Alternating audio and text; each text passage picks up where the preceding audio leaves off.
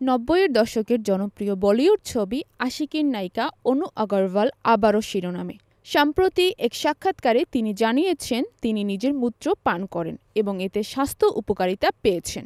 অভিনেতা পরেশ রাওয়ালের অনুরূপ মন্তব্যে কয়েকদিন পরেই অনুর এই বক্তব্য সামনে এলো, যা নিয়ে শুরু হয়েছে তুমুল আলোচনা।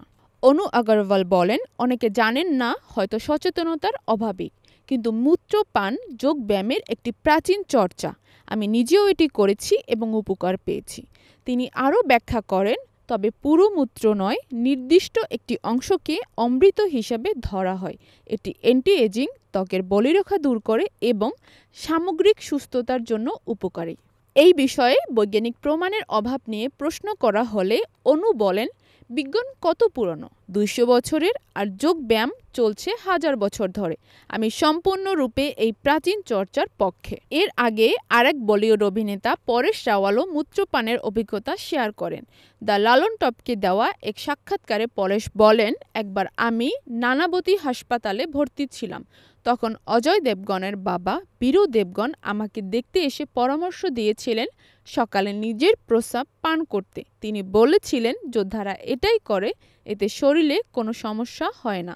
তবে এই ধরনের বক্তব্য নিয়ে তীব্র সমালোচনা করেছেন চিকিৎসক এবং লিভার বিশেষজ্ঞ সিরিয়াক অ্যাভি ফিলিপস, যিনি দ্য লিভার ডক নামে পরিচিত।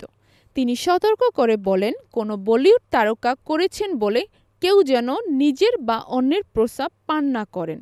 এর কোনো বৈজ্ঞানিক ভিত্তি নেই। তিনি আরও যোগ করেন, এই প্রক্রিয়ায় উপকারের বদলে মারাত্মক ক্ষতি হতে পারে।